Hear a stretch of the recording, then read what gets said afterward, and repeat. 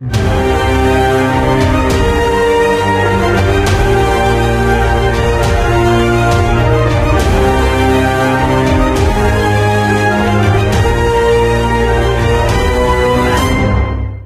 welcome once again to Living in the 21st Century.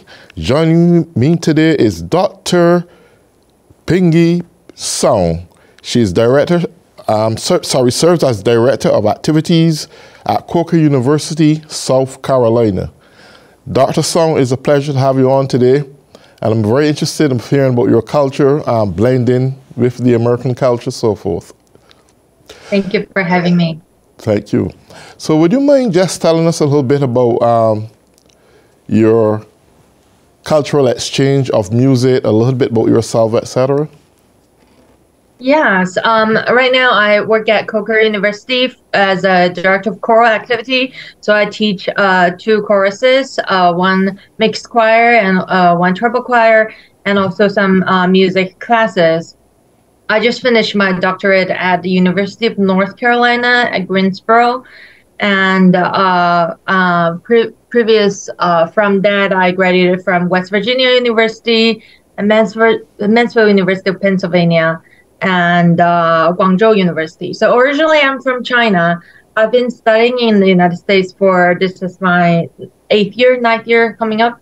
So it's been a journey. And yeah, so my background is all of my family lives in China, and I studied piano and voice when I growing up, and then going into conducting. So that's my most of my educations are received in the United States.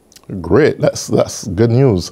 I'm often a little amazed at how you can change the dynamics of cultural integration when it comes to the performing arts and the music form. And I would love you to basically explain of how the cultural exchange work in terms of music and so forth. Yes, one of my main focus in my research is the promoting choral literatures from Eastern Asian choral musical cultures. So it's very interesting that the concept of harmony and the concept of choral music that with multiple sections singing together is not rooted in the traditional Eastern Asian countries. So many of the composers we see now, especially in the choral composition, many of them received education from the United States or the European countries or Russia, and many of the composers still does seek degrees around the Western world. But many of the other composers who receive their music education locally, they also receive a system of Western European music education system that was brought in to their country around the early 19th, 20th century. It depends on which country we talk about. Japan started a bit earlier in Eastern Asia that they have brought the music education system in Japan in the Meiji Restoration, and then later many Chinese scholars and musicians studied it in Japan and also around the world, bring that Western European concept of music education back in. So that's where when the Chinese or the local Eastern Asian musicians started to study the Western concept, including the classical music, bel canto technique, and composition, the harmony, the structure of the harmony. So that is a completely new concept that contrasting the traditional. For example, in China, we have the pentatonics, and we have a system of the Chinese music theory, including the scale. The same situation happens in Japan and Korea. They have their own system of scale that differs from our major minor or the church mode in the Western world. So based on those scales and those local instruments that we have the instrument orchestra accompanying the traditional opera, which is completely different from our Western concept. So those two combinations are very fascinating to me as a children growing up. Growing up locally in China, I see how the Chinese music theory and the harmony that right now it merged a little bit, but decades ago is still a very independent system. Like if you study Chinese music, you will be a Chinese instrumentalist, or you sing traditional opera in Chinese opera, Peking opera, those traditional opera. But nowadays, more musicians receive more Western European music education. So they also learn solfege. They also learn major minor mode. They also learn oral skills and Western music theory.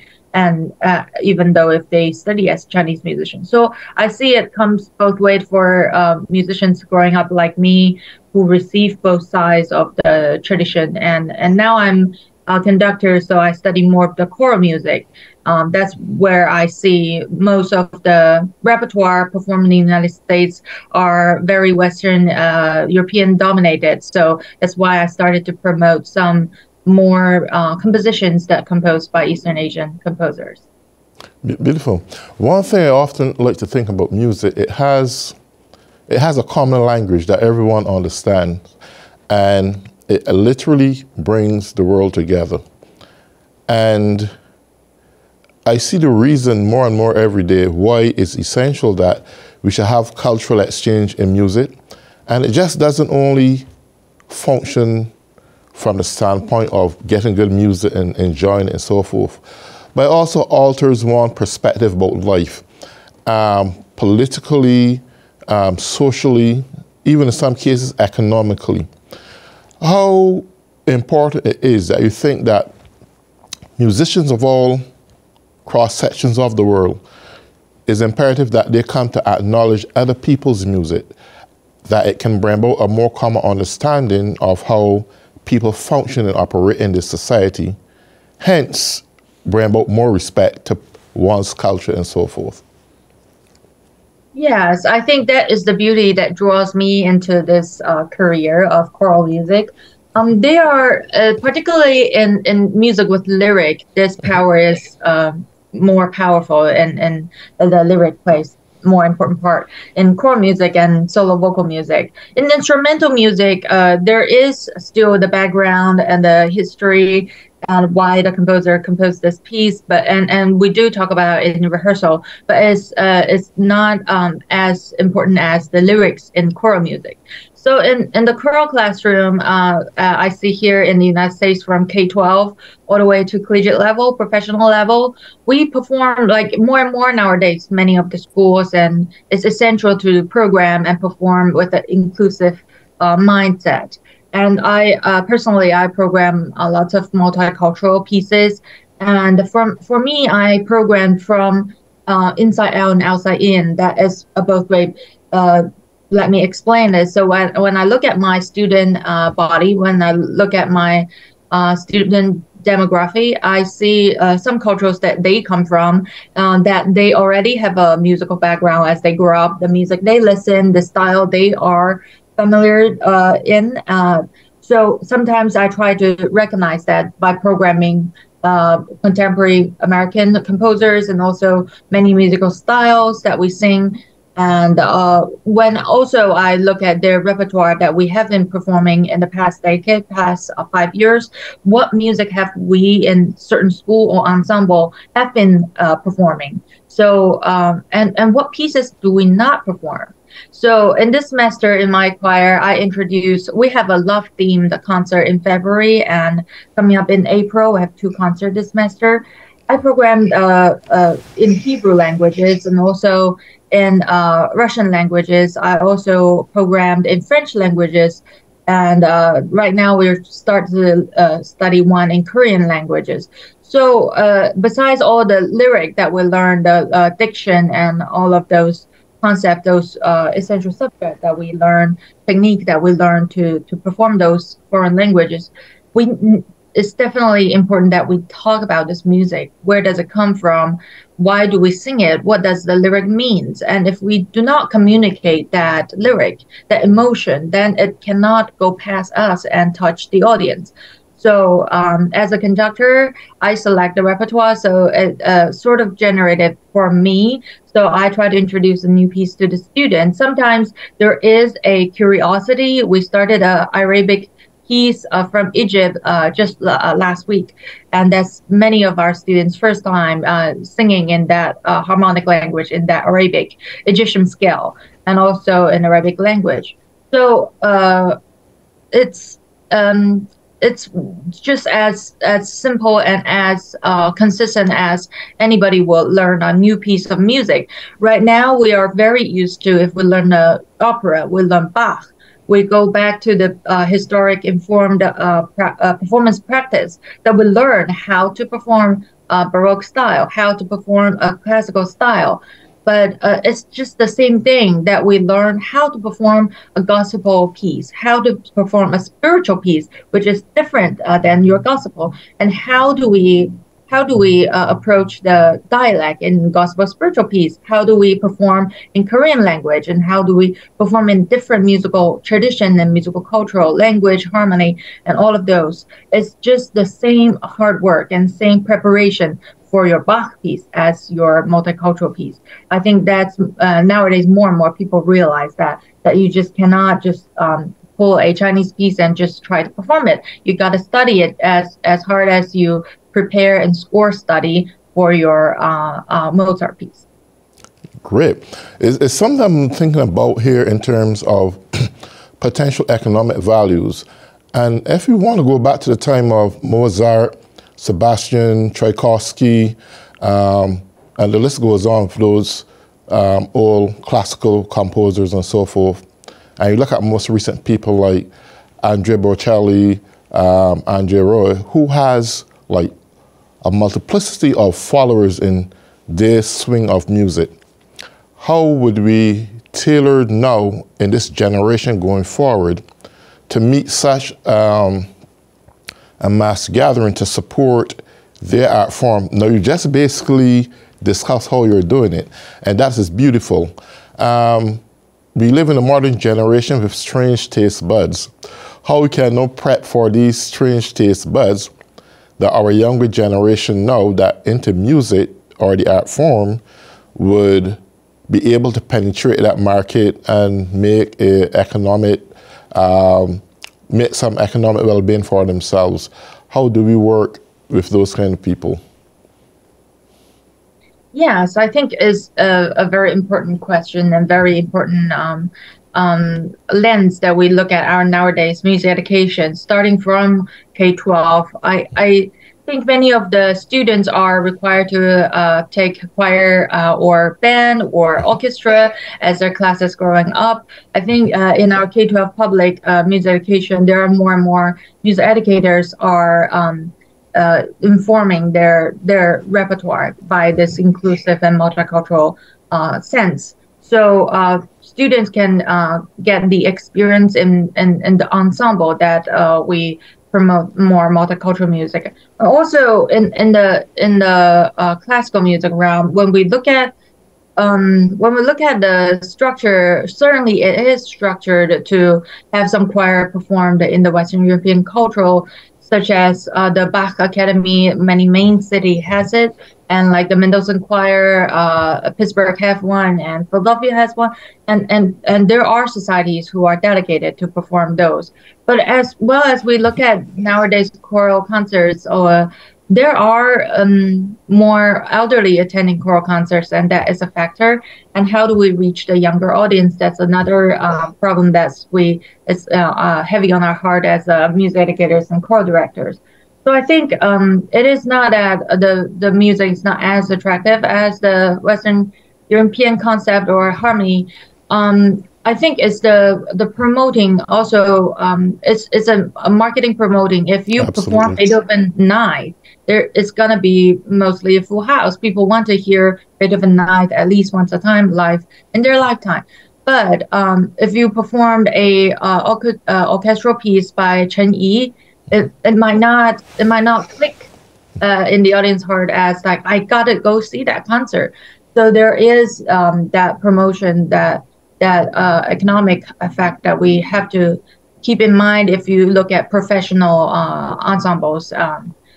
But in music education, definitely is the time that we start to introduce the as many musical language as we can. That also happens in the music appreciation classes, which is also heading toward a good direction. That no longer we talk about the Western European music history, will also include multicultural ethnomusicology and different music cultural. Sometimes it's difficult for us to pick up our instrument, just perform gamelan music for the first time.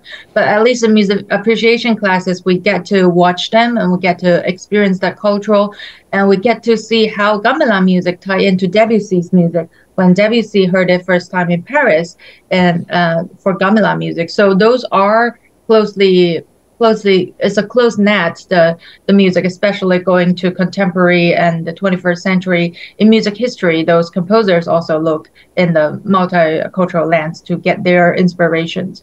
So I think it's important that we start those conversations, and we can introduce them in the younger classrooms, in the K-12 classroom.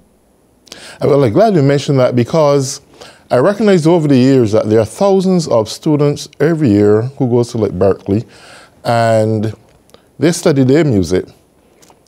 And, you know, it's funny that there's a huge elaborate student loan, and I see often where these kids will either do a little gig or sometimes voluntarily give their music. And I saw the situation where you have graduates with music actually volunteering their music just to keep playing and being active, but there's still a big student loan.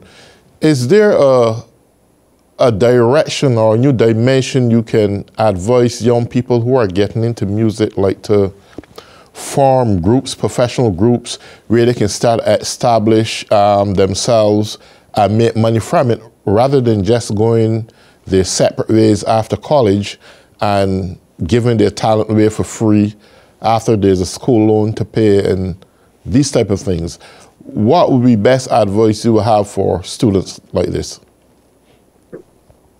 Yes, I think if I understand the question correctly, the students are, I think it's difficult to say that if a college student graduated and they want to start a rock band, or their popular music, or they become a DJ at some occasion. So I think everybody have their preference, right? Everybody have their hobby, and it is like I study when I study in musicology class. It's not about one music is better than the other or is more valued than the other. It's different taste. It's different flavor. You have balanced dish on your dinner table. You also need to have a really multicultural and multi-lens of the music cultural that you in your music education. So once you receive a multicultural lens of music education, then still you find yourself attracted to one musical cultural that is your hobby and that is your choice, and that's a totally fair choice. And we need people in all musical styles to promote their music in able to keep a vividly live musical cultural that you can see more and more. So with that said, I have many students in my past experience who are attracted to play in the Middle East ensemble at UNC Greensboro. That is a elective, I think, for many students, that maybe they do not know Middle East instruments, but they're interested, so they can sit in rehearsals and look at the rehearsals, and if they want to join, they can start an instrument and pick an instrument, start learning it. So I have a pipa student who is a music education major from China, learned pipa. It's a Chinese string instrument, played this way, 4-string instrument, pipa. But she play banjo in old time ensemble. So it's easy for her to pick up that fingerings and that techniques to study more banjo as her journey in the United States. So I see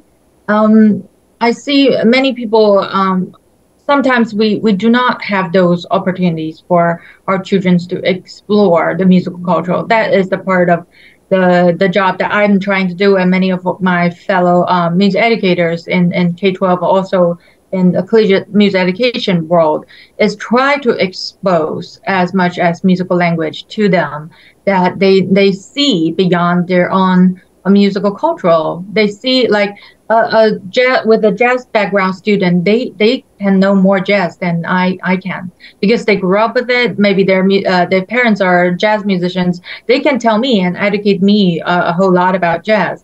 And I grew up from China. I can introduce in depth that the Chinese music has that history and has that harmony, and that is the beauty that we don't have to do it all. I don't have to be the person that I know all of the thing. I certainly can be the person introduce the student to a musical cultural, and I have my specialty. But it is the beauty that the world that is big enough for everybody to bloom. So I deeply believe in that, and I try to, like I said, in music education, try to expose and let our students explore more. Even though maybe at first many students are not very much so in love with 12 tones. But the first time they heard it, like, wow, 12 tones, it's just a new musical language, and it's just chant music and serial music, and that is it's just totally foreign to our music theory students at first. But once you go behind the reason why those composers compose in 12 tone and why it's so important and different in the music history that has been happening before them, and why is it significant for us to study, that's a beauty in even in the Western European music that we study 12 tone, and we some people graduated and compose with serial music. Like we have the great composer Morten Lauritsen in choral music, who mastered this technique and still compose in this style. So I think those things are important in our music education. That's great. One final thing, other question I want to ask. As you see the integration of cultural music come together, do you also see the necessity for, rather than individualism, more groups coming together and harmonizing as one, playing a variation of different cultural music from their experiences that can get in the minds of present-day society, that they can come to more support that kind of music and inculcate different experiences on their journey? Yes, I think it's definitely necessary. And we see many of the ensemble singing happening voluntarily at some tragedy scenes. That's the power of singing together. And at that moment, you feel supported, you feel harmony or not. There is the power when people gathering and sing together and communicate that emotion together when we see in many occasions. So I think for me, it lays a burden on our conductors, especially if you are leading an ensemble.